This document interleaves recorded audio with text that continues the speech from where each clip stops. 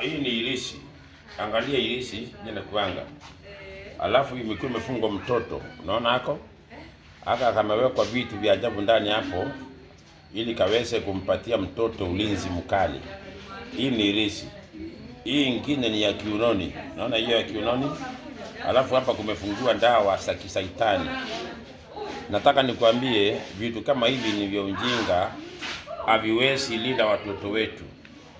Kama wewe umefunga mtoto vitu kama hivi kiunoni na hii mkononi, toa mara moja, maana huyo mtoto hayuko chini ya ulinzi wa kimungu, yuko chini ya ulinzi wa kisaitani. Hii ni nguo nyeusi na hapa imewekwa dawa za ajabu sana, dawa ambazo weleli vitu gani imeweka hapa ndani. Alafu hiki ni cha mkononi nacho, na hapa ndani kuna kitu kimewekwa hapa kimefungiwa. Lakini naona nimevisika na mkono wangu, havina chochote hivi vitu. Hii kiunoni, hii mkononi. Hii ni upumbavu ambao wanadamu bado wanaishi.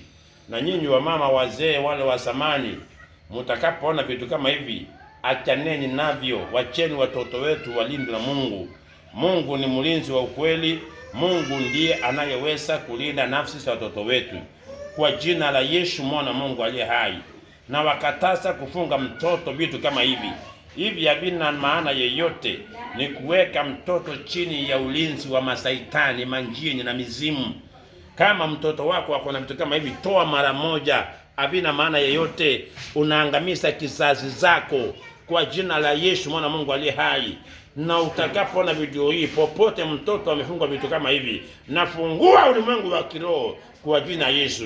Hii ni takataka na haina kasi yeyote, havina msaada wowote. Yesu ndiye dawa, Yesu ndiye mlinzi, Yesu ndiye kila kitu, Yesu ndiye mwangalizi wa mwanadamu. Kwa jina la Yesu Mungu aliye hai, nimetangaza tumpende Yesu, tumpende Mungu peke yake. Mungu ni roho, uwezo kumshika na mkono, tumwamini. Tunapowatamkia kwa jina la Yesu, Mungu anatupatia ulinzi wake. Mungu abariki sana, in Jesus name, amen.